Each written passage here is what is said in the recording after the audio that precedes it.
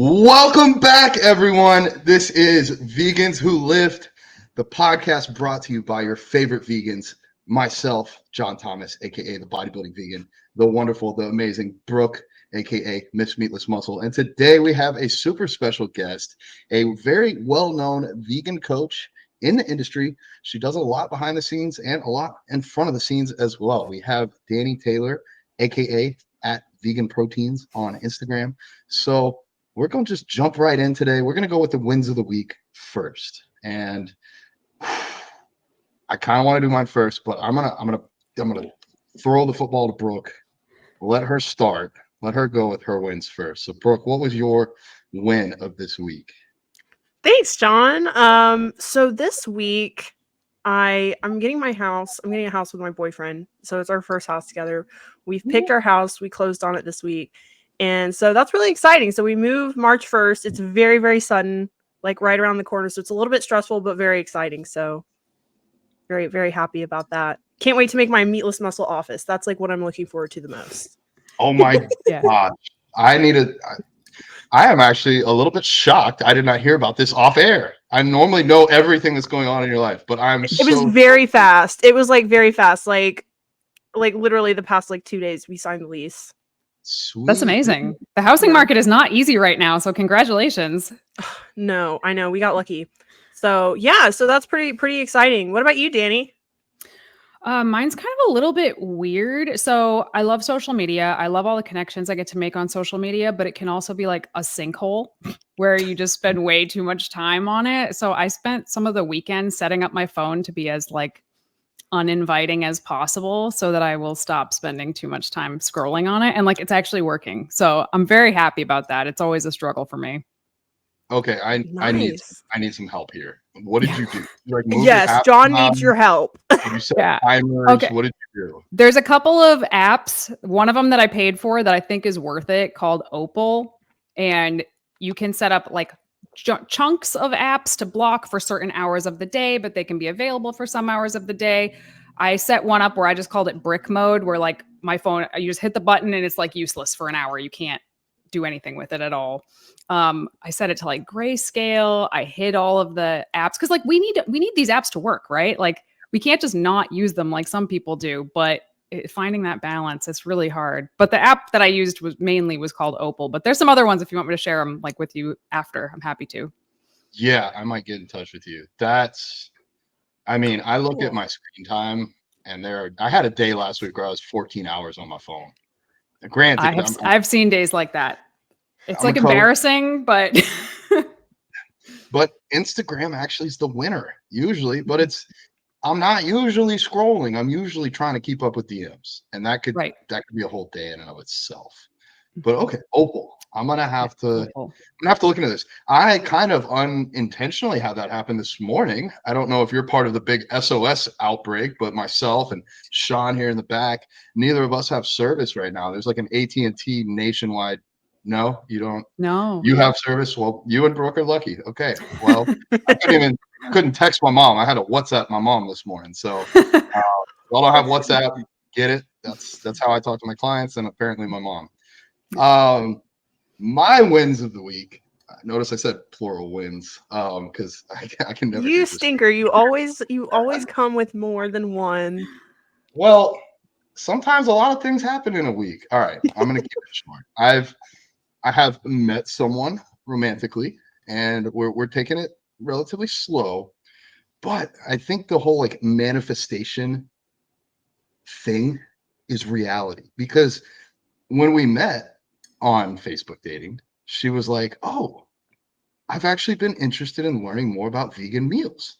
And me, I'm like, "Well, best way to learn is to date a vegan. So let's cook some vegan food." And now she's well on her very strong pre-vegan to vegan journey, but also just an extremely kind person and has read all the same self-help books as me. So we're on a very level playing field here. That was the first big win.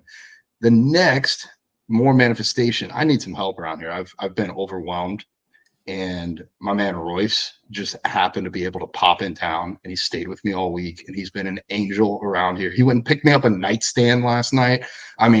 And I didn't even tell him what I wanted. I didn't tell him how big. I didn't tell him how many drawers. I didn't tell him the color. And this thing is perfect. He's like, well, I just looked around your room, and I try to piece it to what you would want. And I was like, you are on another level, sir. You're on my level. This is amazing. So two big wins for me. I'm just super grateful for life, and you kind of find what you're looking for. If you keep putting it out there, it's going to come back. So, all Damn, right. I need a Royce. Where can I get a Royce? I don't know. I told him I'm going to clone him. I'm like, if you leave, I'm cloning your ass. Like, he wants to, his goal. Anybody that's connected in LA, he wants to be a game show host and use that to promote veganism the same way that he told me Bob Barker promoted like spaying and neutering your pets and donating money to like monkey sanctuaries and things like that. So he's like perfect for that too. Like perfect. His voice, like I could listen to him all day. Oh yeah, he went on a walk. I should call him in when he gets over here so we can just be like, Royce, do Vegans Who Live. Like just introduce the podcast because that could be the opening of the podcast. He's got the voice. And I run into people around them. I'm like, guess what he wants to do? And they're like, what? I'm like, TV show host. And they're like, yeah, that makes perfect sense. So yeah, we need a Royce. Shout out, Royce. Awesome. All right. Brooke, what's the game this week? All right. So Danny, we have a question game, and we didn't have a jar, so we used a shaker, but that's great for appropriate. The Vegans Who Live podcast. So all right, we're gonna pick a random question today.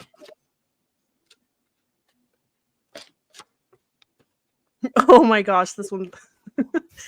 How do you think the world is going to end? Very lighthearted here.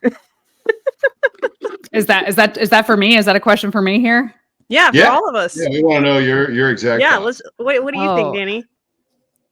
I mean, robots, aliens, probably climate change, and like it's probably going to end in a very like zombie apocalypse way, but without zombies. Like everybody kind of trying to get water and resources and turning on each other. I mean, unfortunately, I think that's what I foresee. I hope I'm wrong, but basically I should become a vegan doomsday prepper. Get all the canned beans, all the ammunition, build a bunker at Brooke's house, and we're good to go. Yep. Yeah. How about you guys? What do you think? What do you think, John? Actually, I was just talking about it today. Not maybe too unlike what Danny said, but this whole SOS, this outbreak on my phone, I was thinking about it. Like, what happens when global communication ceases? That's a big problem for a lot of reasons. Not just that, I can't call my mom. That's a tragedy in and of itself. But think about like logistics. Amazon ceases to function. Walmart can't carry groceries. Now our food supply is interrupted, water supply, emergency services. That's kind of scary. Like I almost don't even want to drive today, except Royce has a phone that's not on AT&T, so Royce saves the day again. But like I barely know how to get to the gym without GPS. Just because Tampa's traffic is bad. And what if I get in a crash? What if I need to call 911? So anyways, what I'm getting at is the way satellite systems work, to my very, very limited understanding, is we have the world and we have a gravitational pull. All these satellites orbit us. And then there's trash because we're humans and we pollute everywhere, not even just our own planet, but in our solar system too. And if enough of this trash accumulates, or if an asteroid comes in at the right angle and knocks a few satellites off course, then those satellites knock the other satellites off course. Now we have no satellites. Now our communication is, for lack of a better word, fucked. And I could see that potentially doing something. Or if that, like, I don't know, if that could create enough, like, I was gonna say like block out the sun, but I might be thinking of something else. That's like dinosaurs. But anyways, that could be the start of like chaos. So I could see that setting us back, and then like a pandemic, and then I don't know, we just So you guys go. I feel like the more we progress, the more possibilities there are. Like even now, I feel like AI, the Terminator situation, is a possibility. Like Elon Musk has even warned us against the power of AI, and I really hope that doesn't happen. I feel like that would be terrifying. But I would think climate change. I'm leaning towards that as well, just because we are just plummeting towards the next mass extinction. And I think what's the statistics? It's like the oceans are going to be pretty much wiped out by like 2050. I mean, that's not that far away. That's pretty much in our lifetime. So yeah, I feel like humans are just going to pretty much desolate the earth, and there may be some sort of terrible pandemic, you know. I mean, I feel like that's also possible. So I feel like it's going to be human caused for sure, though. Yeah. And like the climate change and all the floods and stuff could knock out all of the communication. Like I just see a domino effect, you know? We could have the AI be like, holy shit, humans are fucking the earth. We're going to stop them. And then the AI stops us. And then the world just goes on living just fine, just without us. Yeah, it's interesting. I've been on a few mushroom trips, and I had the thought that none of this really matters because in a few 100,000 years, we're probably not going to be here. And maybe even less. Maybe even less. Yeah, probably like 100. Yeah, so 100 years or 100,000. It could be either. Probably 100 years. I'm trying to do what I can in my lifetime and not get too wrapped up in that. But even if I fail, the world will be okay. It'll figure itself out. I just don't know if humans will figure themselves out. That's where we agreed. Too smart for our own good. Anyways, let's go from all this like world destruction talk and jump into some more Dani talk. So Dani, tell us, what do you do? I know you're on Instagram. You're a fitness coach. Do you work just with vegans? Give us a little bit of a background there. So I have been an online vegan fitness and nutrition and prep coach since 2008. So a very long time I've been doing it. That wasn't what I was doing full-time when I started, but I've been doing it full-time since 2013. And my husband also is a vegan online coach, but he hasn't been doing it for quite as long. We actually originally started as a supplement store.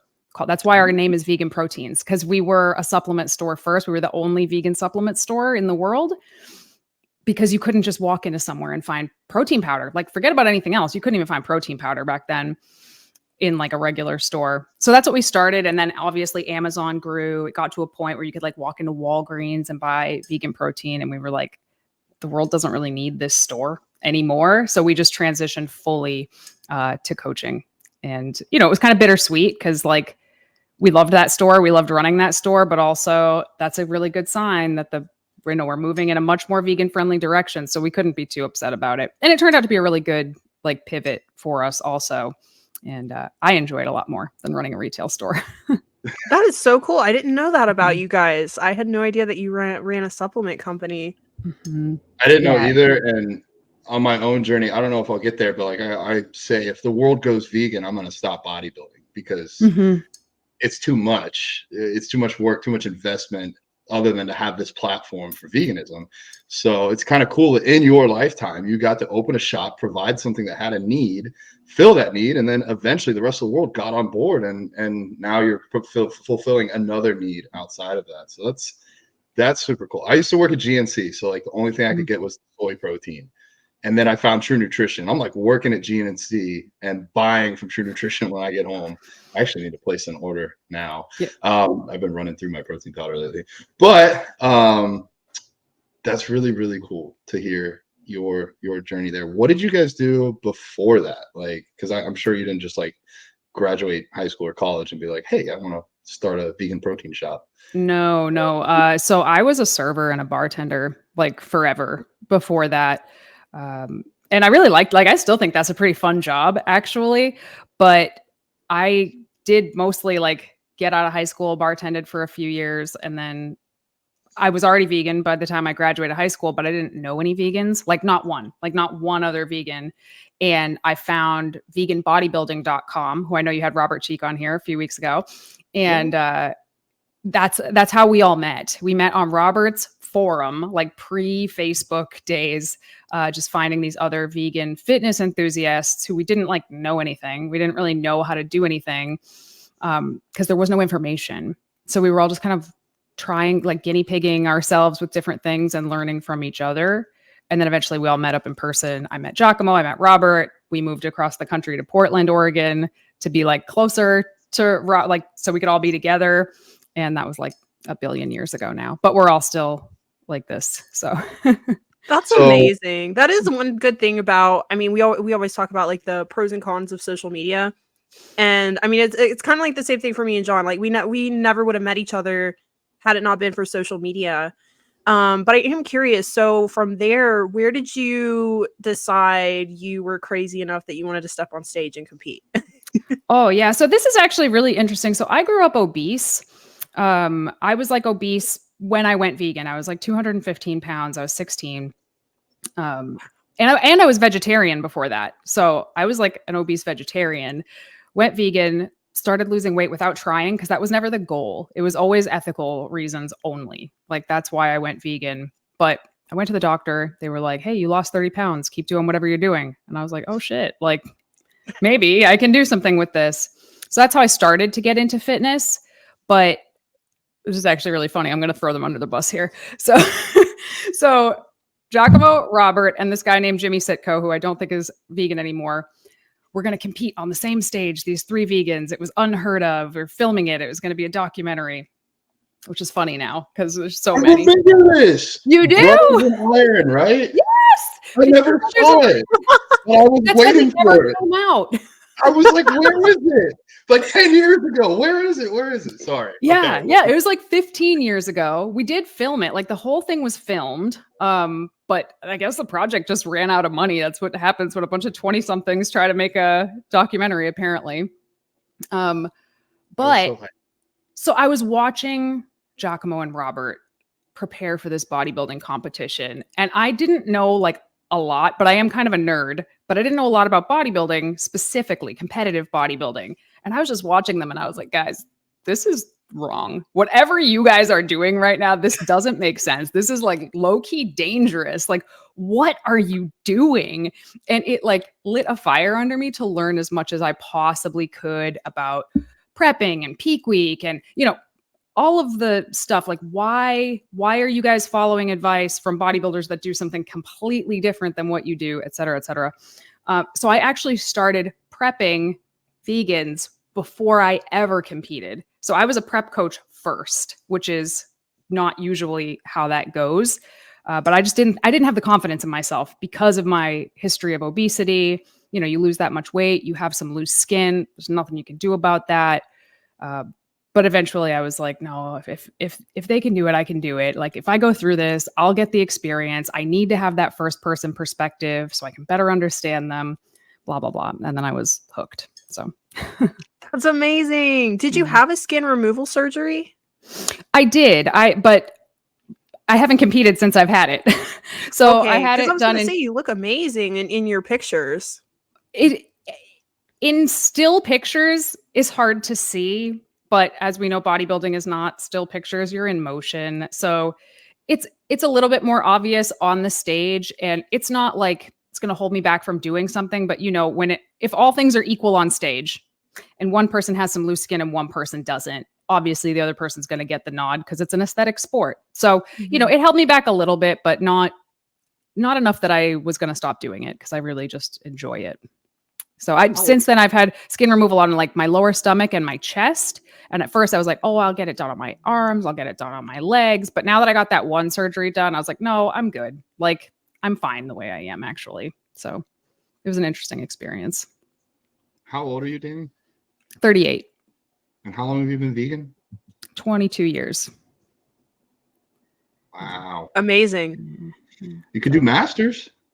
I know now I can do masters, but some of those women, goddamn, like their muscle is like so mature and hard. Like I've been intimidated by masters since I was in my 20s. Like, goddamn, those women are not messing around. But I'm sure that I will. Like, I will compete again. We've just had some stuff happen in the last few years that has made that not super accessible. And Giacomo wanted to compete, and we know better than to compete at the same time. We've learned that.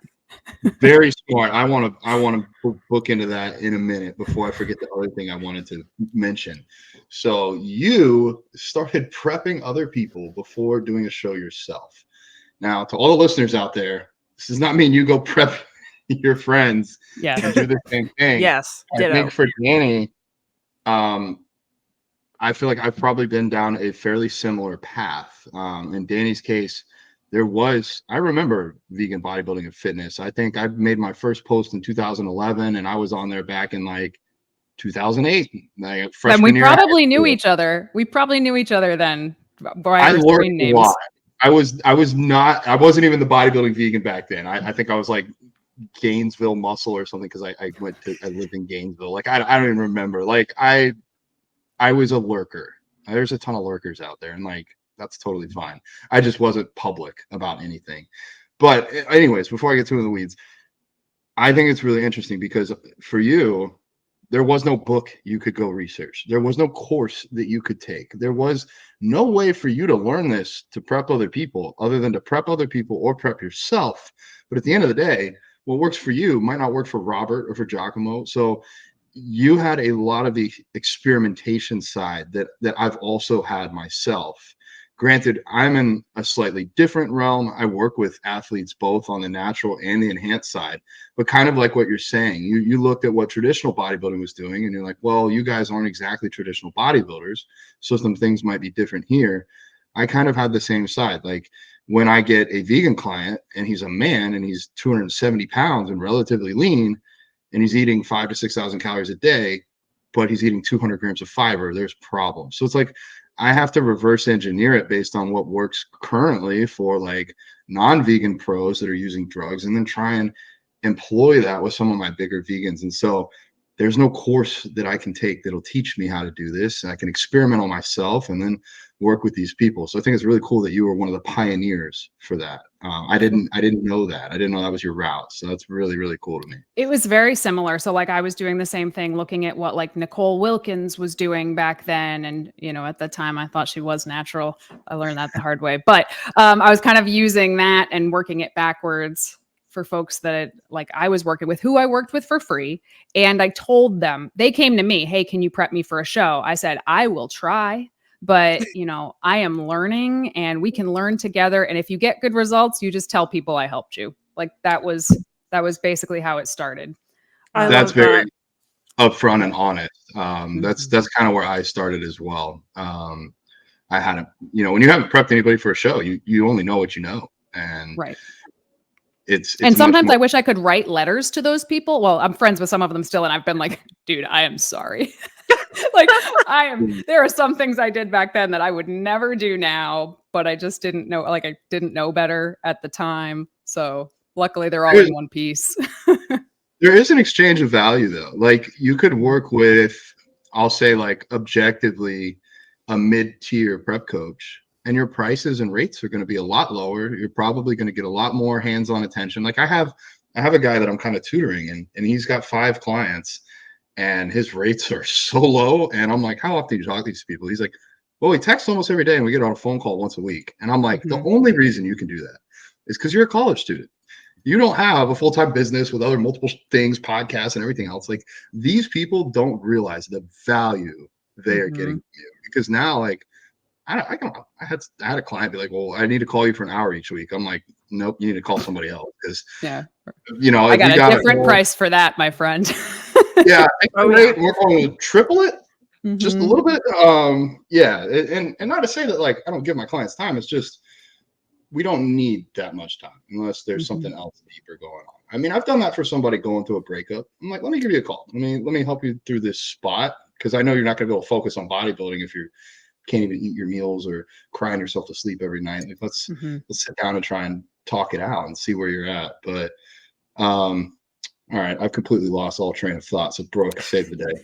I just wanted to jump in and say it's funny for me. I'm kind of the opposite of you, Dani, because I did my first prep, and that's when I started realizing what is going on here? Why am I doing this? This doesn't make sense. This is all wrong. Why are we doing different exercises every week? Why is there no progressive overload? All of this stuff. And I kind of had to go through that experience myself. Of course, I did have a terrible coach, but that's not uncommon. I realized after coming out of my prep, I have met so many women, and I've also, you know, just from watching your content too, because and I love that about your content is you are so real, you are so straightforward, and you take all of the science too into consideration, which some people don't do, like hormones, gut health, all of those things. All of that's important for creating you know, that aesthetic look to get you on stage. But it's like I had to go through my own prep to realize something ain't right here. And my coach had no idea what he was doing. But now in hindsight, I can see what the mistakes were, and I can help my clients with that. But there are so many people who go through that experience where they have a terrible coach. And I think I even saw your comment, OCB page. They posted the other day something about, it was like they were taking questions, and it was something like, tell us one thing that you would never have somebody do on peak week. And you commented about how people deplete water and they manipulate water and how they do it incorrectly. Even as a natural, you know, you take the diuretics out of it, you can still, like you said, end up in the hospital. You can end up in the hospital, and you can just look like shit. Like, yes, your muscles are full of water.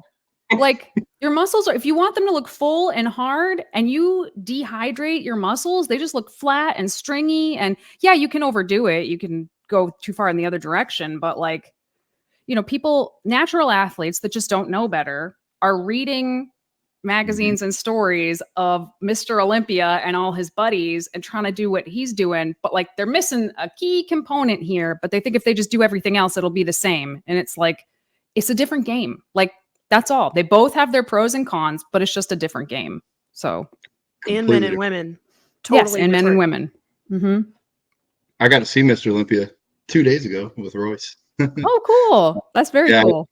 I train at MI40, so I'm surrounded by like the top of the game. So it's cool because it's actually gone both ways. I'm learning from some of the best people in the world, but now they're also seeing me decked out in this, you know, vegan gear every day, and like they're like, oh, we do have vegan bodybuilders, because there was one other girl at the gym that was vegan prior to me being there, and that was it. So try to put that out there. I have long since said that even though I compete in natural and our team competes in natural, I have always said we need people on the NPC and IFBB stage who are vegan, who are killing it. Like, it's not going to be me, but we need representation everywhere. So I appreciate what you do, actually. So thank you. I'm trying to step more into that coaching role.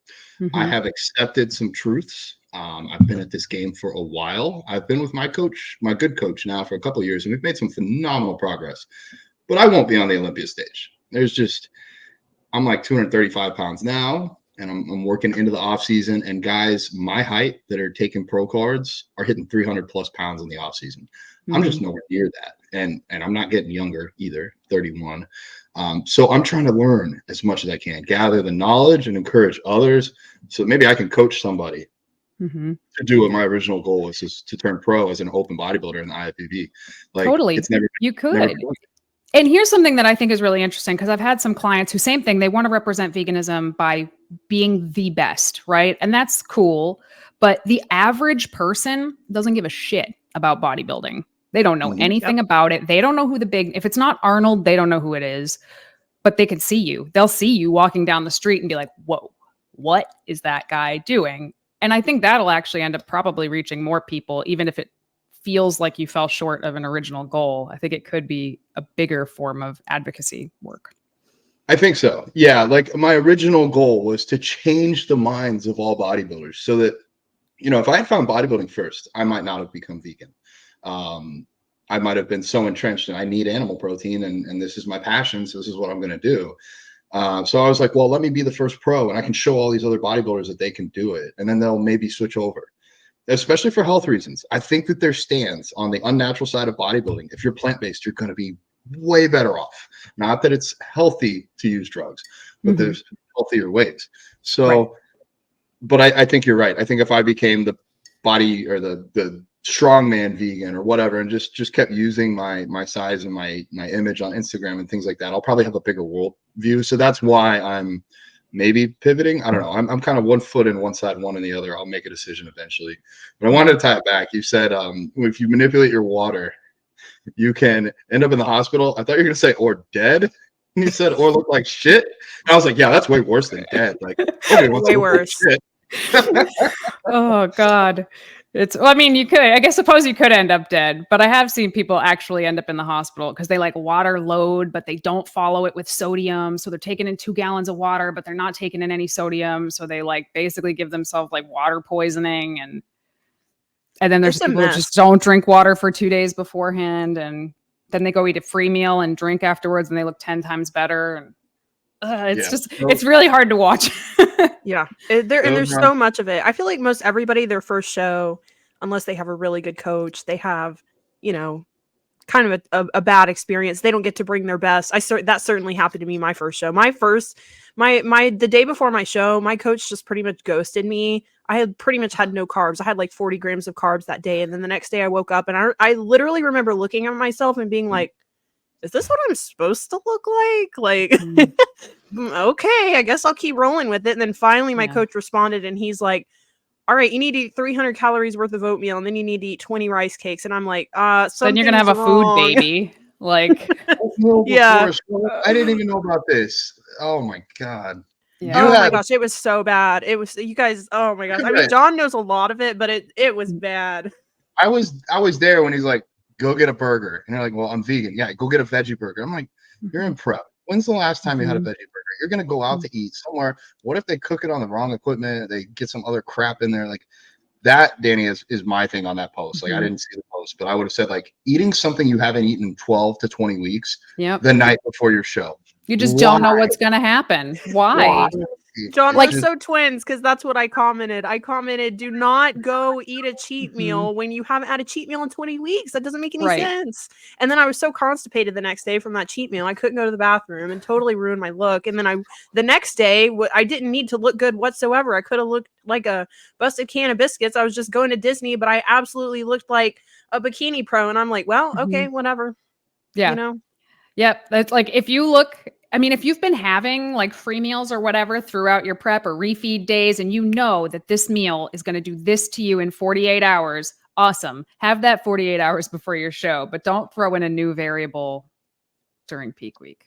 But it happens. People just panic. Like, even if their coaches are good, I think people just panic and start doing weird shit in the final week. Like, half of your job as a bodybuilding coach is to hold people back from doing dumb shit that they know better, but they still almost do it. Yeah.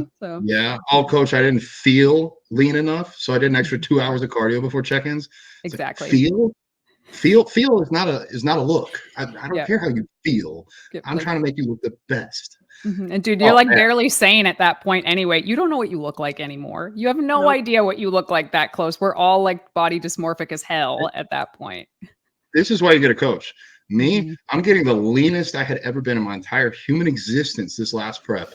And like a month out, I was like, okay, I'm starting to look okay. 3 weeks out, I'm like, I looked better last week. 2 weeks out, I'm like, no, I don't like it. I'm a little fat here.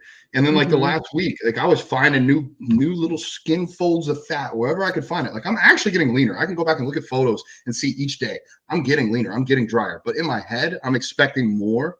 And I'm feeling like I'm off. And I'm like, I'm just trusting my coach. I'm not even. That's also like, that's just bodybuilding, right? Like you're never going to feel like you're there. You're never going to feel like you're done. So many people get into it thinking they're going to end up feeling better about their bodies. That's a terrible reason to get into it. You're just going to learn to hyper analyze everything. Run away if that's what you want. Since we are on the topic of competing, I did actually want to talk about something I've questioned for a long time and get your thoughts on it, Danny, and yours too, John. So I saw that the OCB on their banned substance list, they have marijuana. And I'm very curious as to what you guys think that would be a banned substance for, because I think a lot of people think competing naturally just means you can't take steroids, right? But that there's a whole list of different performance enhancing drugs, like even stuff like you could get from the doctor, thyroid medication and testosterone and all sorts of different stuff. So I don't know, curious to hear what you guys think about that one. Danny? Yes. So I'd be happy to like clear some of that stuff up. So the marijuana specifically is within 12 hours of the polygraph, because they don't want people to get high and come in and be super chill during their polygraph and like fake pass it. Or super paranoid and then fake fail it. Right. I can't imagine smoking weed and taking a polygraph. I'd flip out. So. Oh no. But I would say probably more than half of my competitive clients partake for one reason or another, usually to help sleep, honestly. Like that's why they would take it like melatonin. They're not taking it to get blitzed in prep, because there's nothing you want less during prep than the munchies. So yeah. Tell me But the about other things, other things that pop up, I think in the like message you had sent me, you said birth control, but birth control is totally allowed. 100% Really? allowed. See, Mhm. that's why I was curious, because technically birth control is a steroid because it's a synthetic hormone. I mean, it's synthetic, well, depending on what kind, estrogen or Right. progesterone. And Mhm. like, are there benefits to it? Maybe yes, maybe no, but it's still like in that category. Yeah, I think it really depends on the person. I would think it more kind of hurts you than helps you. Yeah. Birth control lowers your natural testosterone by about 40%. So Yeah. I have the talk with any girl I bring on that wants to compete, or even lifestyle that wants to like really grow some muscle, and be like, are you on birth control? If they're like, yeah. I'm like, I'm not your doctor. I'm not here to tell you what to do. These are the facts. Yeah. You should research this. You are going to have a lower testosterone rate on birth control. Yep. And your progress will be inhibited. So it's your call, Yeah. but you might want to research it. And I've had a few women come off, and like, a lot of things change. Even their mental outlook, their attraction to their partner. It's like we've changed these people with birth control, and nobody thinks twice about it. You want to talk about getting on testosterone? Everybody freaks out. Oh God, you want to be on steroids? But we just give our 16-year-olds birth control like fucking Skittles. Yeah. Preach. Okay, we need to save this one, Sean. That was perfect, John. I was put on birth control when I was 16 for acne. Yeah, that's a terrible reason to go on it. Terrible. And I was on it for years, and truly when I came off of it, it was life-changing. And I only came off of it because I had a coach tell me, look, it's going to be really hard for you to compete, if you're on birth control. So I came off of it. And it was life-changing. I felt like a whole new person, but I have struggled with my testosterone ever since then. And I truly believe, and I'm in my 20s, like I shouldn't have, like low testosterone, but I have had low testosterone ever since the pill. So yeah, I mean, I could make a whole podcast about birth control. That's funny. Giacomo and I are actually recording a podcast about birth control like next week. Great. But I'm going to give both sides, because I do want to give the flip side of that, because I do think that birth control can make a lot of things harder for a lot of people. But I'll use myself as an example, because I am on birth control. So I don't want to give medical advice, so I'm not going to give medical advice, but I have endometriosis. So yes, 1 week of every month, 25% of my life, for up until I started doing this, I was in bed. I couldn't go to the gym. I couldn't eat. I was like puking and shitting and like all the horrible, like in so much pain. So basically I'm on the lowest dose of birth control, and I cut it in half, because all I need to do is just have enough to suppress that from happening. So I don't use it as actual birth control. That would not work. But, and that's given me it's given me my life back. I can train every week now. So in that way, it makes it like, it helps me make progress, but that wouldn't be the case for everybody. So I do think it's like kind of a case by case basis. And I do always encourage my athletes to like consider both sides. If you're on it and you think it's harming you, like, do you need to be on it? Why are you on it? Why'd you start taking it? But also, if I have clients that like literally, I mean, you guys have female clients. Some of them are like knocked out 1 to 2 weeks every month. They're not training as hard, or they're not training at all, or they're eating really weird. Like in that case, pros and cons to everything.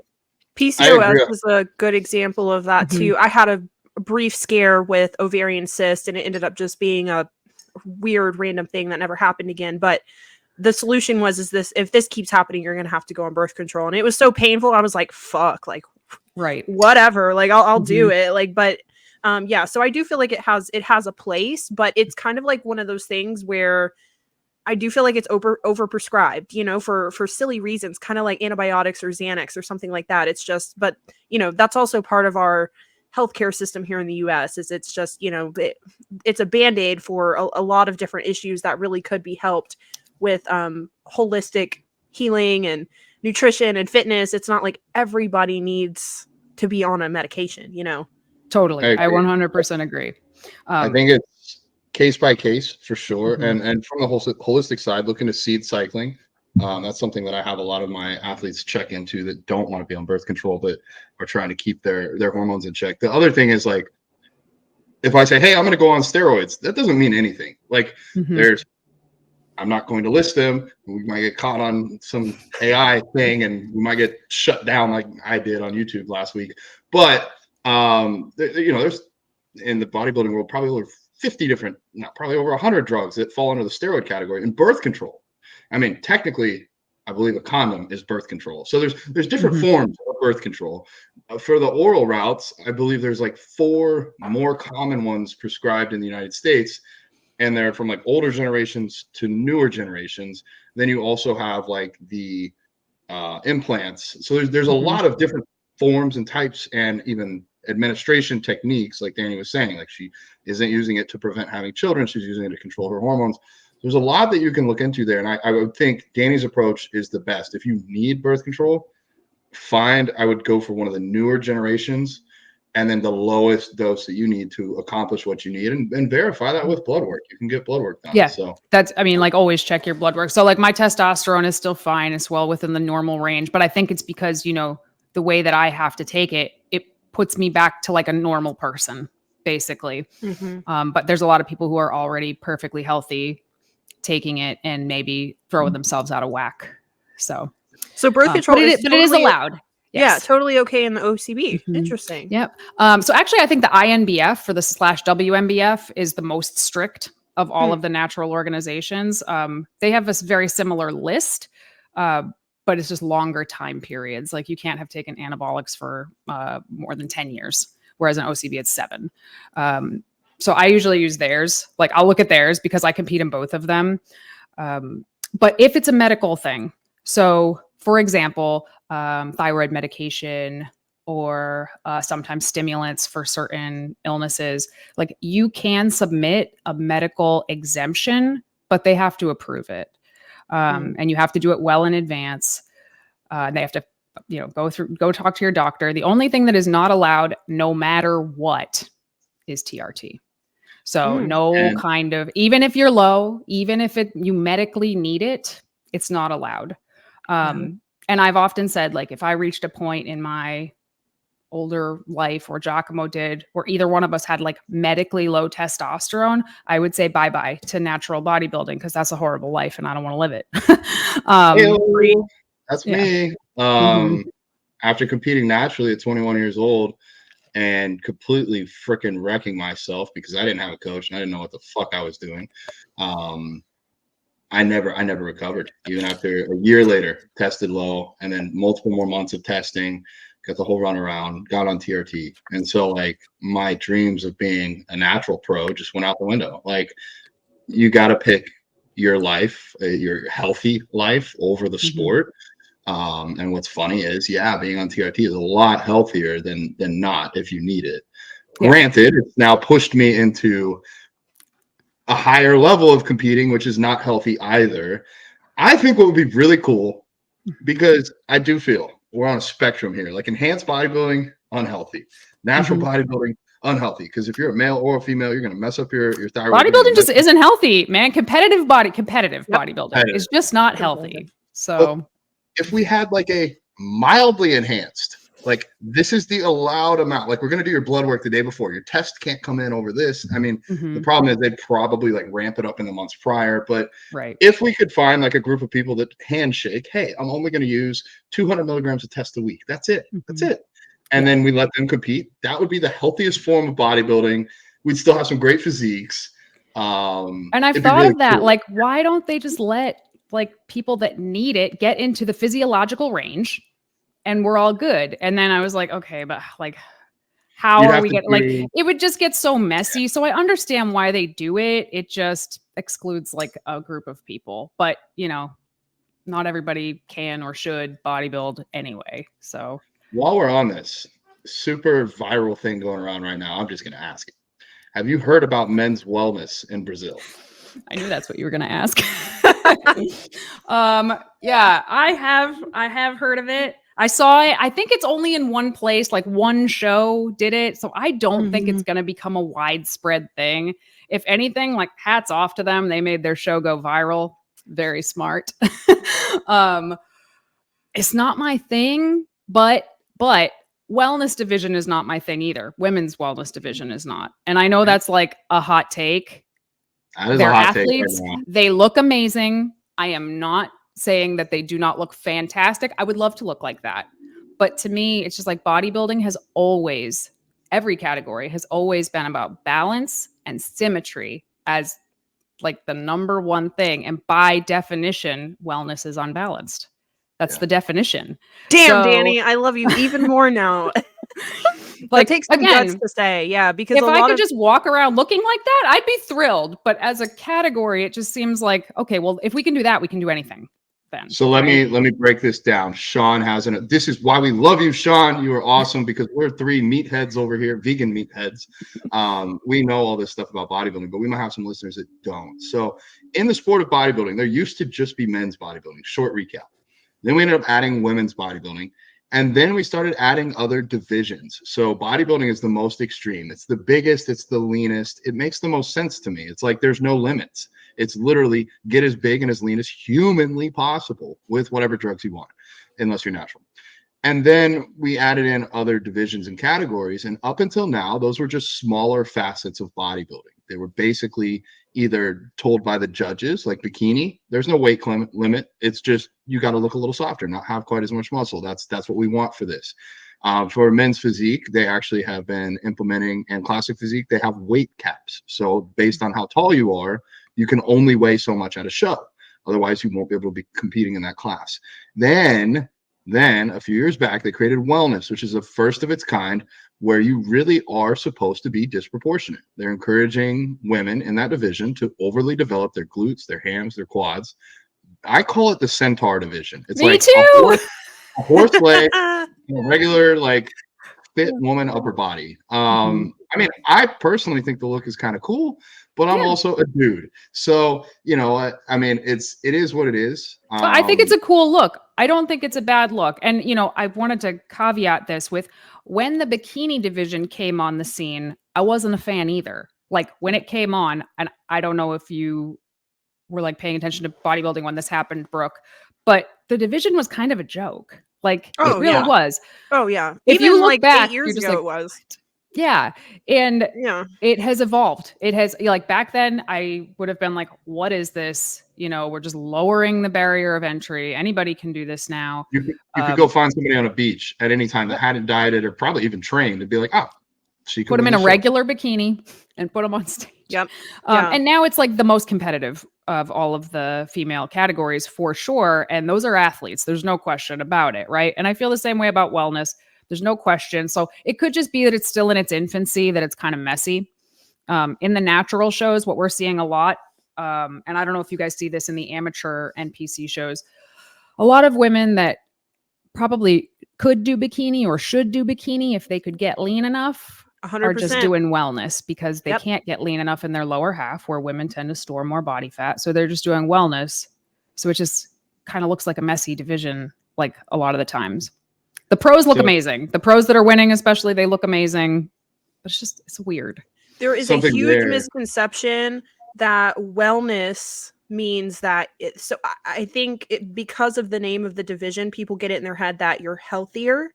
Mm-hmm. Oh. So you can have more body fat. You don't have to get as lean on stage, because I have women DM me all the time. Hey, I want to do wellness because I just don't want to be too lean up there. I don't want to look too skinny. I don't want to look that way. So I want to keep my curves. And I'm like, oh, no. You're still going to have to be about 8% body fat, just like in bikini. Mm-hmm. But you're going to have extremely well-developed legs. And I think people really underestimate what it means to be wellness, truly, especially in NPC and IFBB. I think in the natural division, that look is, a little bit more realistic. Once again, though, I'm a big Greg Doucette fan, and he made a great video on this about training for asymmetry. And I do its kind of thing, like, it kind of really doesn't make sense. Although I love the look, like I love big glutes, I love big legs, but a lot of these wellness girls, they're not training upper body like 4 months, like 5-6 months to not outgrow the division. It's like, some people shrunk into the division. Like, some people it's deliberately crazy. got smaller. But people really underestimate the development that is required in wellness. Like, it doesn't mean that you're coming in there with a bunch of body fat on your legs and glutes. Like, no, you still got to be ripped. Mm-hmm. These girls are ripped, but they are huge and they're jacked. I do feel like it's kind of getting out of hand, and I feel like that's why Tyler Mannion made that, they came out with that IFBB video last year, like really clearly defining the criteria for wellness, because it's I mean, these girls are just getting big. So as for men's wellness, I wanted to jump in real quick. I don't think it's hurting anybody, because I do think there's a simple solution to this, though. I mean, poll all of the guys and see what next division they want. If it's wellness, then bring in wellness. If it's fitness, if it's men's fitness, then bring in fitness. I do think we should figure out what the majority of men want, though, and bring that in as a division. I'd watch men's fitness. I'd watch that all day. Yeah, that'd be awesome. Amazing. Yeah. Hey, service is back. My mom texted me. Hooray. Real quick, just because people might not understand this as well. On the enhanced side, there's the ceiling is pushed so much higher. They're like at a men's bodybuilding show at the Olympia, you might have somebody on stage at 290 pounds. At the men's natural Olympia, you're going to have somebody on stage at maybe 200 pounds. Maybe 200 pounds. Yep. Maybe 200. So then at the different divisions in the enhanced side, we got to step down. We can have some guys doing classic physique at 250, some men's physique at like 200. On the natural side, all of these guys might be able to kind of jump across classes, similar for the ladies. And so it makes wellness even harder to distinguish on the natural level, just because there's less variability in the competitors. So I just wanted to clarify that if anybody was curious. Yeah, no, that's a great point to make. There is less of a difference in body type. There's less of a difference in weights. Like there's just less of a difference in the natural side, because like the limits are tighter, Yeah. So the judging but has one to thing be that does kind of frustrate me about the men's wellness, if it is to take off, which I don't think it will, but if it were, it's frustrating that they're adding more men's categories when they've basically pushed all the female bodybuilders out. So yeah, true. They took figure out of the Arnold, which is kind of frustrating for a lot of women out there. Didn't they take physique out as well? Yeah. And bodybuilding's been gone for like years. And it's like they encouraged those women to get that big by rewarding them every single year. Those women will never be the same ever again. What are they going to do? Go be kindergarten teachers now? No, they're going to work on fetish sites. That's what they're going to do. That's the only thing left that they can do. And I didn't even think about that, but that makes sense. What are they going to do now? Like the women's I was thinking bodybuilders. coaching, but you know what? Fetish sites. It's probably easier, less headaches, more money. Yeah. OnlyFans. So my thing here, I want to put my spiel out there. I made a reel the other day. I felt moved because I had seen so many. I'm this weird subsect of veganism and then bodybuilding, and I got some people that just do vegan and some people that just do bodybuilding. A ton of my male friends in the bodybuilding community were putting stuff on their stories saying like, "This is the worst thing that's ever happened. I can't believe the sport's doing this. We got men's wellness. We haven't even said what it is. It's basically the same thing as women's wellness. So a guy that's got a skinnier upper frame and like giant glutes, kind of in a thong. You know what? It doesn't look too much like, pardon my like PR here or whatever, like homoerotic. I could totally see why people think it's about that. But even if it is, who fucking cares? Why is this the thing that you're upset about right now? You feel so moved to talk about men's wellness, but you don't feel moved to talk about 80 billion animals dying a year, or children dying in wars overseas, or crime, or anything else that you could feel moved to talk about. Like, people, take a look in the mirror. You're a bodybuilder. Yeah. People would say the same thing about you in the 80s. They'd say, what's with this weird guy in a thong on stage? He's weird. That's gross. What did they say about women's bodybuilding? Oh, that's weird. That's gross. Like, we've come a long way. And this division isn't the end of the world. I do agree with Brooke and you, Dani, that like men's fitness, like a gymnastics routine with a fit body, would have been better. I hadn't considered adding more women's divisions or something like that, because there are more current women's divisions. But also, at the end of the day, it's not about what the people want. The people don't matter. Yeah. What matters is voting with your money. If they put men's wellness in a show and everybody shows up to that and pays the entry fee, NPC is going to be all over that. I guarantee it. I bet if they had a sumo wrestler division that would sell out 1 million seats, the NPC would add that. They're a business. At the end of the day, they're going to do what makes financial sense. So it's not politics. It's not anything like that. I think whoever did this in Brazil, good for them, because they're smart as hell. We're talking about it now. We're giving them free advertising.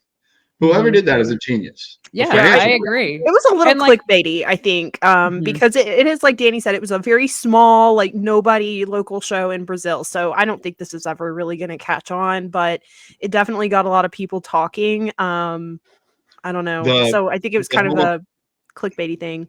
But I agree. There whole- was like a lot of like homophobic rhetoric around talking yeah. about it. And it's like, dude, that's not even what we're talking when we're discussing this. Like, that's not even what we're talking about at all. Like, it's more about the bigger picture of bodybuilding as a sport and where it's going, you know? Yeah. You Right. can tell a lot about people by what they post. Anyways, all right. We've talked a hell of a lot about competing. I got to ask this one, though. You have kids, right? So I don't have biological children. I foster my niece and nephew. So a lot of people think they're mine because I post about them all the time, but they are not biologically mine, but you know, they kind of are. So In my book, you're Aw. still a mom. Yeah. thank you. Possibly a harder mom because you're like, I could almost walk away, but I'm not going to. Yeah. So are your kids vegan? Yeah, they have been since conception, actually. So my sister was vegan all the way through the pregnancies with both of them also. So they've always But- been vegan. Don't they need milk? Isn't that unhealthy? They sure don't. They sure don't. And they're super healthy. I mean, maybe Daisy has like allergies, but like that's about the end of their health woes. And the doctors never gave us any problems. So we're very lucky for that. I mean, it has its challenges. Please do not get me wrong, but we're lucky that nobody has like come for us. You know, as foster situation, I was afraid that the state was gonna say something because you know they could be like, well, you're not feeding these kids correctly, so we're gonna take them away. But luckily that Yeah. didn't happen. Maybe in a different state it would have, but in Massachusetts it was okay. So Yeah. Wow. So all the families that got like, sixth graders running around at 220 pounds because they're eating Twinkies all day. Nah, that's okay. We're going to let them be. But this vegan family with those healthy looking kids, we're yanking them out. That can't happen. We got to kill some animals here. right. Yeah. I was It's scared. I crazy. was scared that was gonna happen. Man. So It's how not- do they approach like eating around their friends who obviously aren't vegan? Like, do they ever, feel uncomfortable about it? How do they feel in social situations?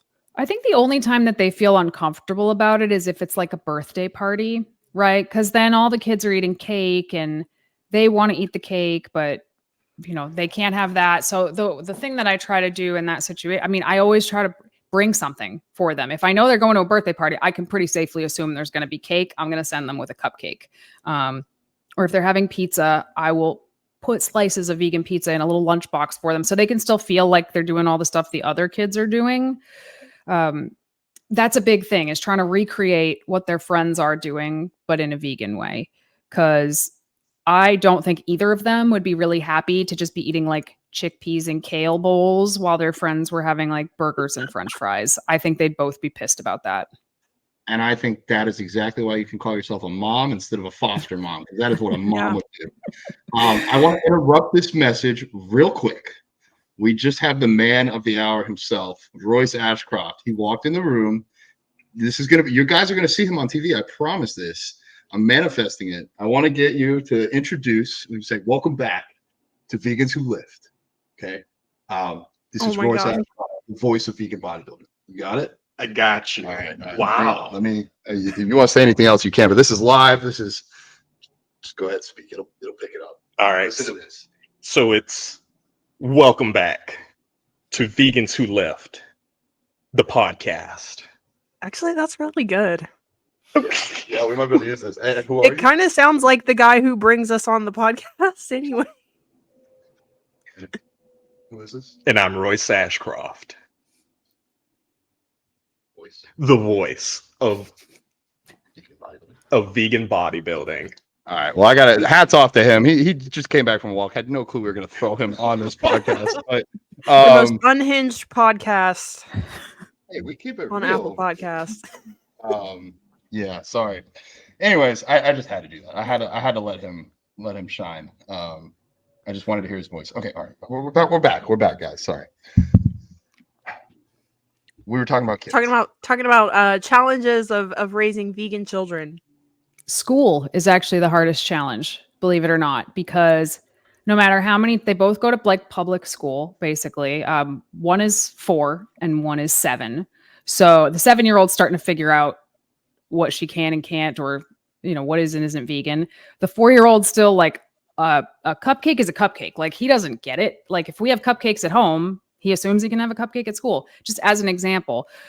But we've told the schools like a million times, like, they do not eat meat, milk, or eggs. Like, I'm not expecting the school to read every ingredient on everything, but I send them to school with food.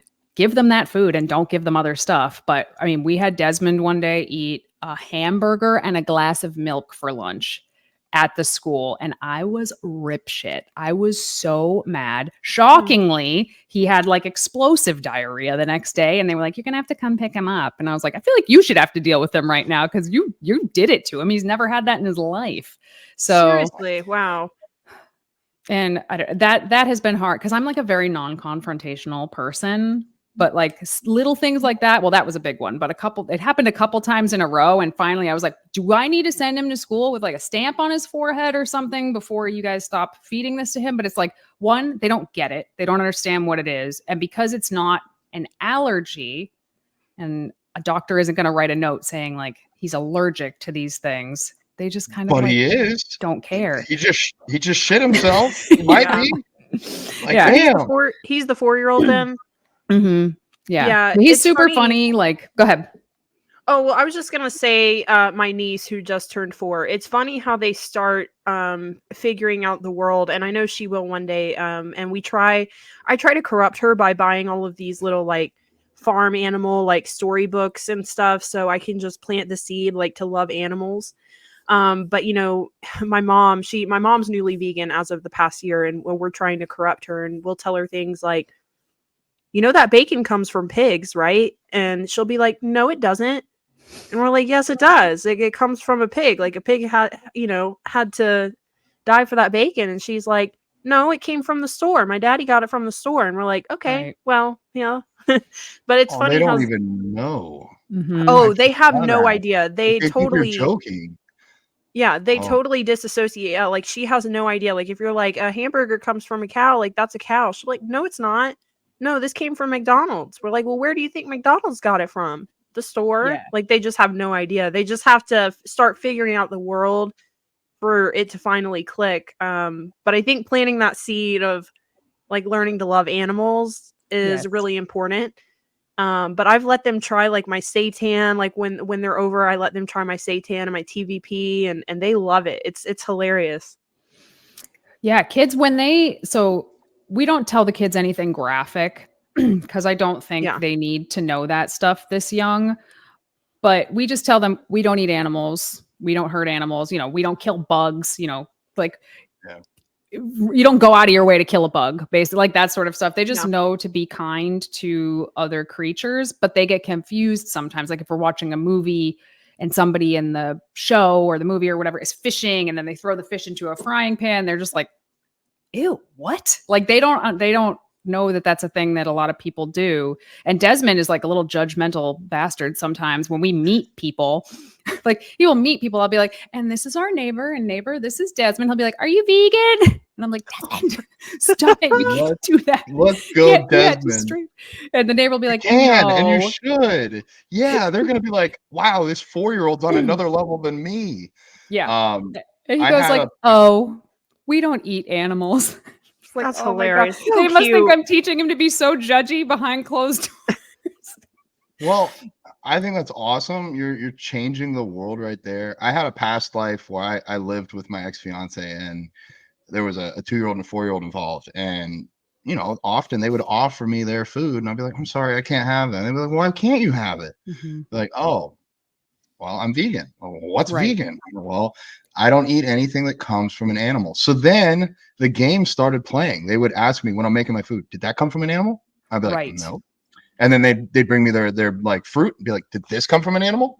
I'm like, nope. And they're like, do you want some? I'm like, yeah, sure. And so like they started to associate it with something positive and something that they had never been taught before. So I don't think any of it probably stuck since I didn't stay. But even up to like age 5, like these kids were extremely inquisitive and smart. And I think the whole thing is we don't have to teach kids to love animals. They come out of the womb loving Yeah. animals. We have to teach kids that it's okay to kill them.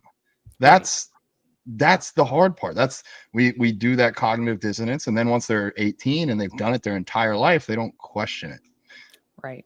So Totally. yeah, It's thank you for it sharing. is very, very, the whole situation with them is just really interesting because, you know, for me, it's not even about what they eat because they're 4 and 7. Like a Hershey's Kiss is going to go in one of their mouths at some point. Like there's nothing I can do about it. I do not want to be like, oh my God, you ate what? Like, I'm not going to do that. They don't know. It all comes down to intention, right? I'm sure each one of us have accidentally eaten something that wasn't vegan at some point. Like, it's about the intention. So just trying to teach them like gently and why, so that hopefully when they get older and they're rebellious teenagers, and they will be at some point, like hopefully they'll still want to like stick with it.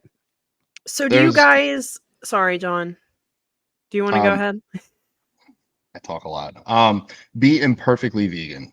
Mhm. You know, act in the right way. I've been imperfectly vegan for almost 18 years. I've been perfectly vegan for a week because I bought some kimchi that had fish in it and it looked exactly like the one that didn't.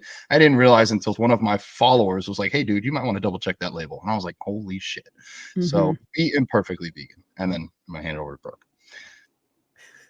So I'm curious, do you guys eat together as a family, or do you make your own meals and make something separate for them? Like, how does that work?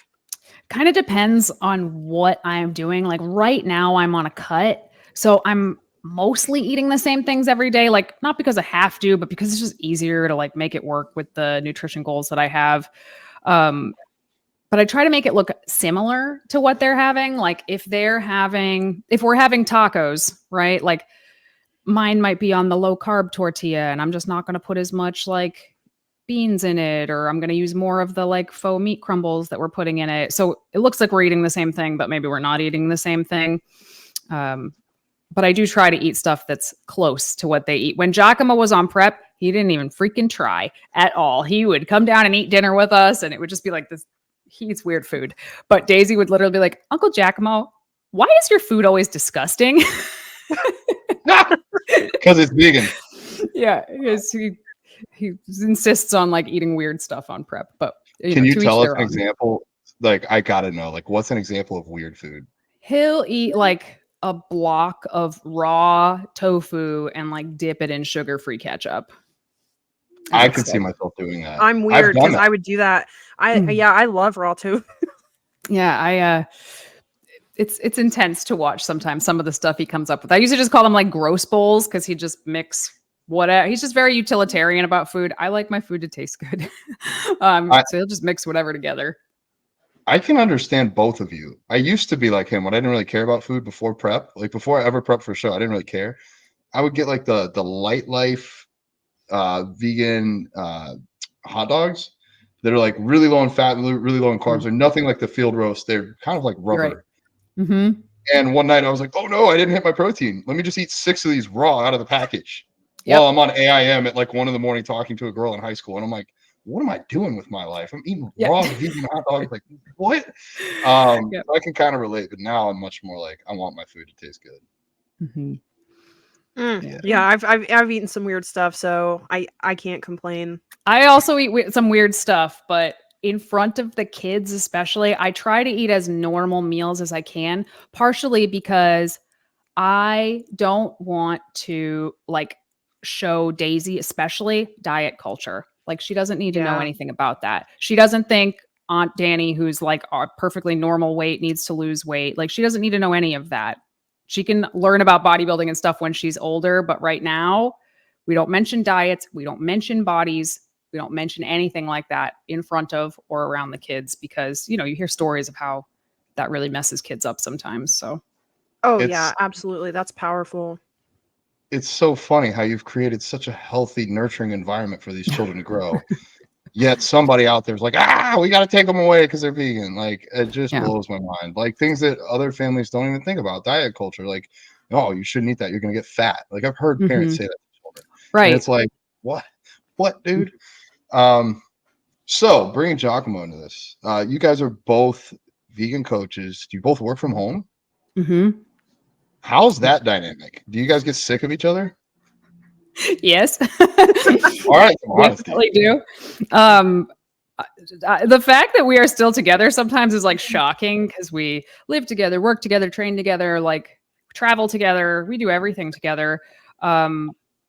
But we still like mostly get along. Like we get on each other's nerves for sure. This actually used to be a guest bedroom. We shared an office for the last 2 years, and that was just like too much. That was too much.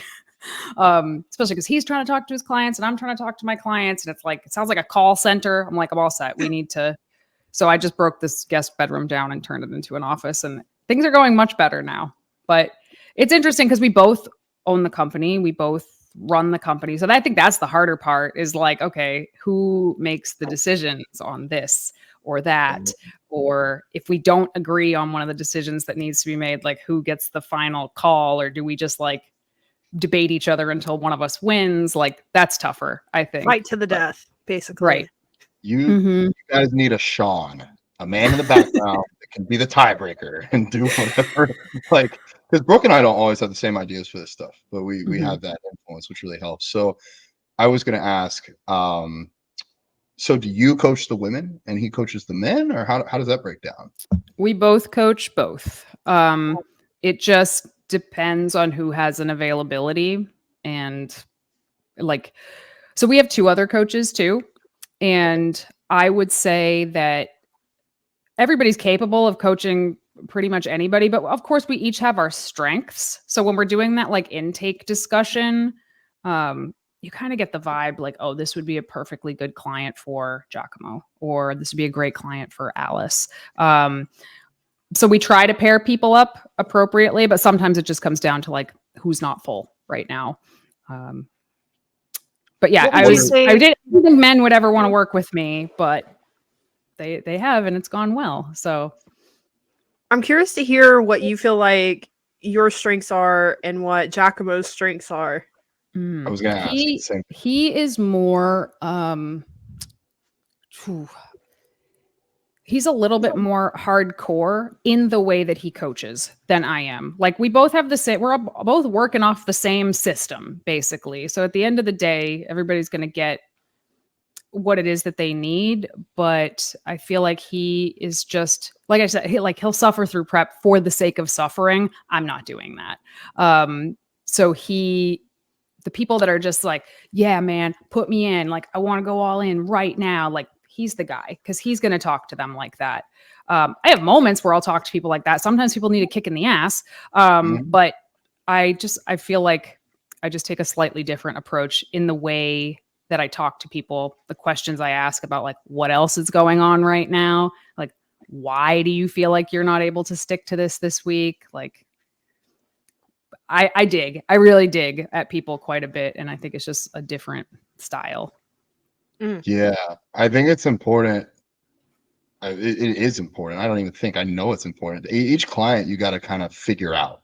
I tell them that on the intake call, like, hey, this ain't going to be a 1 month thing. Like the lowest package I do is 2 months. And that's really like a trial just to see if we like each other. Beyond that, like I'm going to need 6 months. And it's not just to figure out your body. That I can do somewhat relatively quickly if you're locked in, but also your mind and the type of feedback that you respond to and the communication that works for you and the motivation from me that works for me. Like my coach, he's funny. He very rarely gives me any positive words of encouragement. So what do? I turn around and I be myself. I work my ass off to get a good job once every 2 months. And he's like, I know that's how you work. So I'm going to work you. I'm like, you smart bastard. You do have to learn each person. And I find that people are either like, people need a kick in the ass or they need to be held back. There seems to be nothing in between. Like, so you cannot talk to everybody the same. If somebody is selling themselves short and being like, yeah, I think I gave like an 8 out of 10 this week. And then you listen to everything they're saying. You're like, oh, buddy, that was like a 4. That was like a 4. Like you're going to have to do a lot more than that. And then there's people like beating themselves up because they went 10 grams over carbs one day. And you're like, you need to chill like a lot. The stress of you stressing about that is going to be more damaging than 10 grams of carbs ever will be. So let's chill. There's so much psychology that goes into it. And I think that's the difference between like a really good coach or even like a coach versus a trainer is kind of a Mhm. way of thinking about it. Because truly, I think when people come to you and they're struggling with sticking to a diet, or not even a diet, just eating healthy, like just Mhm. eating a couple healthy meals and then not binging out all weekend, Mhm. that's not a nutrition related issue usually. So then it's like you said, you have to dig. There's usually a stress response going on, and that's, you know, what they're doing to cope. Mhm. And so you have to dig with people. Of course, they have to be willing to be coachable, and that's a whole nother thing. And they have to be willing to communicate with you. But yeah, there's so much psychology that goes into lifestyle coaching. I mean, even prep coaching too, Yeah. because you know there's just it's mostly mindset. If you have trouble going to the gym, well, why do you have trouble going to the gym? Well, I don't really have time. Well, why do you have trouble making time? So there's almost always some sort of self-limiting belief, or Mhm. you know, maybe some sort of like old trauma, or some sort of like maybe stress is ridiculously high, and then that's your job as the coach to figure out how to help them through that, and like finally make that association like, oh my god, I am, you know, blowing my diet out of the water every weekend because I'm so stressed out at work all week, and then, you know, I'm not managing my stress or doing anything to make myself feel better, so I just eat. Right. And yeah, so that's such an important part of it. Yeah, it's a huge. And when I started coaching, I was like, "Oh man, I'm going to give people a plan, and they are going to get results, and that's how this is going to work." And I realized, like, 1 out of 10 people is that person. The Yep. other 9, they can have the perfect plan. Listen, you can Google the perfect plan. Okay, you can Google a meal plan, a workout. They're going to work if you do it. If people could do it, they wouldn't need coaches. So. I love when I bring somebody on and they're like, well, that's not how I do it. And I'm like, you want to stay exactly as you are now? And they're like, well, no, that's why I hired you. I was like, that's why we're going to try it a little different. If it don't Exactly. work, we can always go back. We can Mhm. always go back to what you're used to and what you're comfortable with. And I think for me, actually, Danny, do you have a coach yourself, or do you self-coach? So right now I don't, because I'm not, I don't feel like I need one when I'm not like actively preparing to compete. But when I do, I do. And it's Alberto Nunez. Ah, Yeah. 3DMJ. I remember Yeah. listening to him way back in the day. He was Yeah.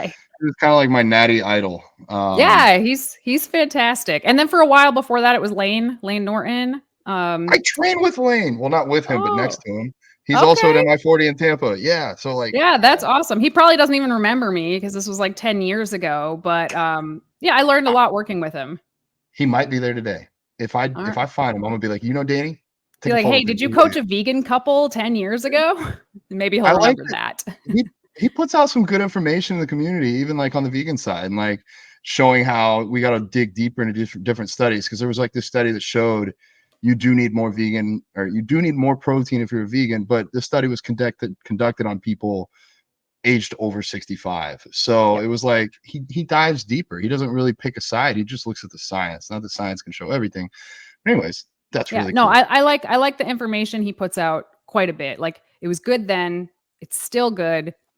He might think a little highly of himself from time to time, but he you know, when you're the shit, you're the shit. So he really is that good. So What's interesting, meeting him in person, because you never get the same. Not, I mean, I try to be myself, but in mhm. person, I'm gonna put this out there. Fuck it, it's our podcast. Mhm. He was extremely humble. When I told him Mhm. I knew who he was and I'd watched him for like 10 years, he's like, oh wow, Mhm. wow, I didn't know anybody ever watched that anymore. Wow, Yeah. like thank you for talking to me. And like he's always in there yelling and screaming, but like if you go up and talk to him, he'll stop whatever he's doing to talk to you. I'm Yeah. not saying go bother Lane Norton. I'm just saying, like, I think we all have to be a little bit overconfident on social Mhm. media. And Totally. sometimes I fake it a little bit. And then Mhm. it's like, oh, well, it's almost like I'm overconfident on a lift. Like, oh, I'm going to fake that I'm going to get 315 today. And then, oh, I got it. So I can do it. I just didn't Yeah. realize it. And I think he probably is the same way. He doesn't realize how big he is influentially. The whole reason I brought up having a coach is like, for me, it takes a lot of anxiety off. And it sounds like for you as well in prep, that like you probably could prep yourself. I've heard of coaches doing it where like they email Mhm. themselves their check-ins and they wait 3 hours and then they reply to themselves so that they can be more objective with what they're seeing. And it's like, Interesting. fuck that. I'm just gonna hire somebody that's at my level or better and let them Yep. handle that. No, for there's me. there's a point. There, maybe the first 8 weeks. Maybe the first 8 weeks I could do it by myself, but it's not the diet. It's not the training. It's the analyzing the progress. Am I making progress? Am I making progress fast enough? Like, I know myself well enough to know I'm just going to mess myself up if I try to analyze my own photos every week. Why- Yeah, so true. Why not Giacomo? Why don't you have him prep you? So I prepped Giacomo once. That's Oh. the whole story. Like, Once? Just once? yeah, just once. That was enough. How did in a quick summary, how did that go? Oh, it's just tough because it's just tough. You know, they say like a prophet is never a prophet in his own land. The same way, like your families will probably listen to somebody else about something before they'll listen to you. It was like that, but prep. And it's very easy to take like, oh, we need to work on this or this or this as like a personal criticism, which is why when it's a coach, there's that degree of separation. A lot of my clients eventually, like, we become friends. Like, and even that, you have to be like, okay, I'm putting on coach hat right now. So just take what I'm saying as this is just your coach, because if I get too friendly with you, I am not going to push you to where you need to be. So I'm going to be like, oh, you're having a rough time? Just take it easy. Like, no, we got to get through this. So yeah, that would be hard. I don't think I could ever be prep coached by a significant other or even a close friend. I mean, I'm friends with my coach, but yeah, I mean that would be so hard, especially to if you lived with someone you were prepping with too. I feel like that would be even harder. Like, you know, you're eating in front of them, you're basically they're watching your entire prep. So I feel like it would be hard to not take things personally, and like you said, to just take that feedback and you know, really value it in the same way that you would if it was just somebody like objectively looking in. yeah, like it wasn't a disaster or anything. I thought he looked great at the end of it, but like my marriage doesn't need that stress. That's all. Yeah. That's what it comes down to. Marriage is stressful enough. It doesn't need that too. I'd rather be like, this guy in my WhatsApp told me I can't eat carbs today. Dang. Not Right. Yeah. hey babe, I wish I could have some carbs today, you know. Hey babe, your delts look like shit today. What are you doing? I'm close enough to attack you. Yeah. Oh man. We are heading into the cutoff zone for the time. So Dani, anything else that you want to plug or cover or share? This is your moment to I do have put it out there. I do have your book here. Oh, yeah. Oh, Flexible there you dieting for go. vegans. That's a whole thing. Because I'm telling you, in 2013, the concept that you could eat like chocolate and get to your goals was like blasphemy. Blasphemy.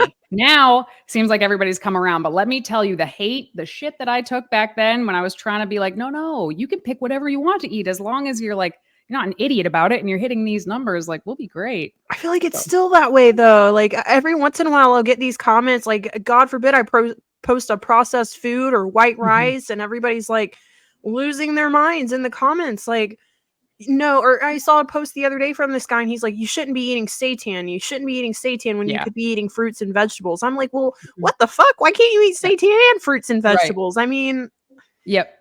Yeah, there are definitely, I mean, it's still a loud crowd, but back then it was much, much worse. So I feel like the crowd now is on the vegan side. Like me being an enhanced vegan bodybuilder, a lot of people are like, you're not really vegan because you use steroids. And I'm like, I don't kill animals. Like that's what vegans about. Like, well, how does this take? But then it's everybody like else next to you on stage is on steroids. So I mean, like, what does the And they're dumbest argument? But then like, I they're eat synthetic. People think it's protein actually powder from animals, but they're synthetic hormones. So made from potatoes. So yams. But like, or like Brooke, I'll post even not even junk food, but like a protein bowl. And they're like, well, why don't you just eat whole foods and processed plant-based foods? And it's like, because my goals are different than just pure health. Like I'm not, I think that's probably what it is. A lot of people think veganism is about health and it's not. Vegan is an ethical decision. Plant-based could be for health. All right. Sorry, I went off on a tangent there. Where can they get their book? Veganproteins.com. So they can go there. We have lots of articles there. We have a podcast called Muscles by Brussels Radio. And also we have the Vegan Strong Plant Built team, which is a team of like 40 athletes that compete in bodybuilding, powerlifting, CrossFit, kettlebell, and strongman. And they're competing at the Mr. America in October in Atlantic City. So if anybody wants to come watch that we could use all the support we could get. Shout out Meaty McScorley. He's one of my friends. Yep. Yeah. Yeah. Oh, awesome. he's great. Yeah. Mhm. You have a lot of good athletes. There's a lot of good athletes on that team. Yeah. We try to recruit the best people that we can get, and try to represent a lot of different types of people too. So, Yeah. but it's very We fun. have- If you guys want to come out, it's a blast, truly. Where is it again? Atlantic City? Atlantic City, New Jersey, and it's in Okay. October. Okay. Hmm. Ooh, Okay. I might be at the Yeah, that's the Olympia too, yeah. Oh yes, it's the same weekend as the Olympia. I'm pissed Oh, about I it. will not be there. actually. Yeah. If I'm I traveling, don't know I'll why be do they that. did that. I don't know. Ooh. Let's see. I know we had a listener question. We're trying to do some of those. So we'll see if Sean can pull that up for us. Hey, John Oh, and there we go. Brooke. I love watching your podcast and I appreciate all of your insights. And I even like watching all the silly banter. I do have a question. Where do you get your protein from?